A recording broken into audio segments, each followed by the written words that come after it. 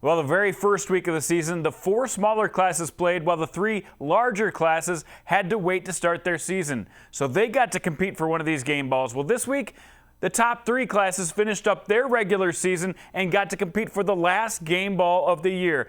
I know a lot of you smaller class players had a huge week in the first week of your playoffs. We see you, but this one is reserved for the top 3 classes. And the winner of this week's game ball? Mason Stubbe of Dell Rapids, who almost rushed for 300 yards in his phenomenal season. We'll get to his big day, but here are some of the other top performers around the state. Keegan DeYoung set a school record with 229 yards in his performance in their win against Watertown last Thursday. Keegan DeYoung has been the go-to guy all season long. Aiden Hederman has had a great season for Sturgis. He used his dual threat abilities to get a win over Spearfish last week.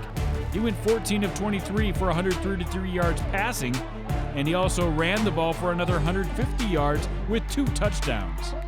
Cade Kaiser of Pierre put on a quarterback clinic, 202 yards passing on just 14 attempts, including 5 touchdowns through the air. Lucas Kamshoff accounted for 4 touchdowns for Yankton as they rolled over Huron.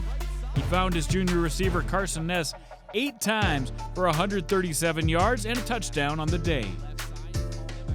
Tate Schaefer continues his record-breaking season with a robust passing day against Aberdeen Central. The Lincoln quarterback ended up with 321 yards through the air and 3 passing touchdowns.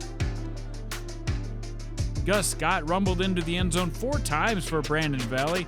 He netted himself another 100-plus yard rushing day in win over Washington.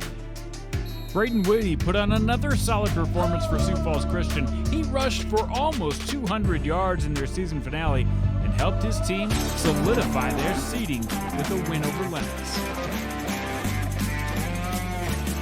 But the game ball goes to Dell Rapids stud running back Mason Stubbe. He's averaging over 100 yards rushing per game, but he outdid himself last week.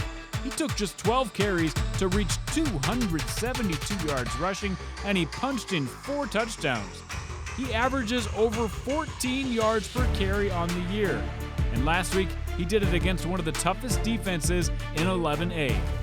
The senior has been better than advertised this year and gets the Midco Sports game ball. Keep on ballin', Mason.